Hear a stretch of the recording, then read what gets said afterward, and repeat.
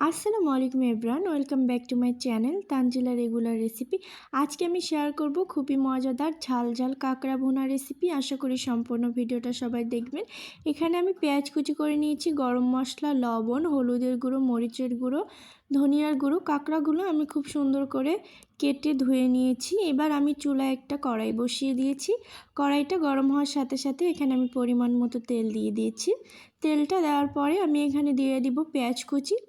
পেঁয়াজ কুচিটা দেওয়ার পরে আমি এখানে স্বাদ মতো লবণ দিয়ে দিব। লবণটা দিয়ে আমি পেঁয়াজটা আবারও ভেজে নিব। যারা কাঁকড়া খেতে একদমই পছন্দ করেন না, তারা এইভাবে ঝাল ঝাল করে রান্না করে দেখবেন, অবশ্যই খেতে ইচ্ছে করবে। আমার হাজব্যান্ড তো ভীষণ পছন্দ করে, তাই আমি মাঝে মাঝে রান্না করে দিই।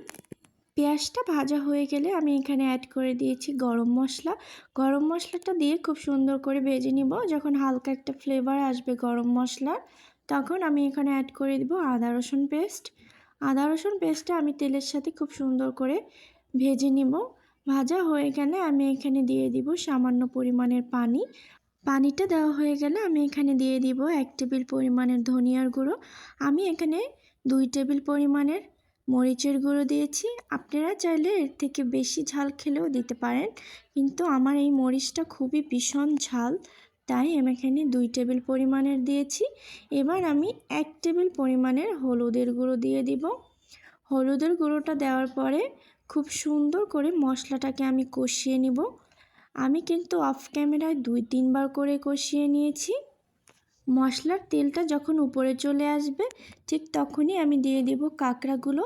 কাঁকড়াগুলো দেওয়া হয়ে গেলে আমি এখানে 1/2 টেবিল পরিমাণের সয়া সস দিয়েছি। সয়া সসটা দেওয়ার পরে খুব সুন্দর করে মশলার সাথে কাঁকড়াগুলো আমি কষিয়ে নেব। এই পর্যায়ে আমি কোনো পানি দিব না, আমি মশলার সাথেই কাঁকড়াটা কষিয়ে নেব। কষাতে কষাতে যখন কাঁকড়ার উপরে তেলটা চলে আসবে, ঠিক তখনই আমি এখানে পানি অ্যাড করে দিব। পানিটা অ্যাড করে দিয়ে খুব সুন্দর করে আমি নাড়াচাড়া দিয়ে নিব। কাঁকড়াটা আমি খুব সুন্দর করে নেড়ে চেড়ে নিয়েছি। এবার আমি কাঁকড়াটা ঢেকে দিব 5 মিনিটের জন্য। 5 মিনিট পরে আবারও আমি ঢাকনা খুলে খুব ভালো করে কষিয়ে নিব। আমি কিন্তু অফ ক্যামেরায় 2 থেকে 3 বার কষিয়ে নিয়েছি। খুব ভালো করে এটা কষানো হয়ে গেলে আমি এখানে ঝোলের জন্য 1/2 কাপ পরিমাণে পানি দিয়ে দিয়েছি। পানিটা দিয়ে আমি ঢেকে রেখে দিব।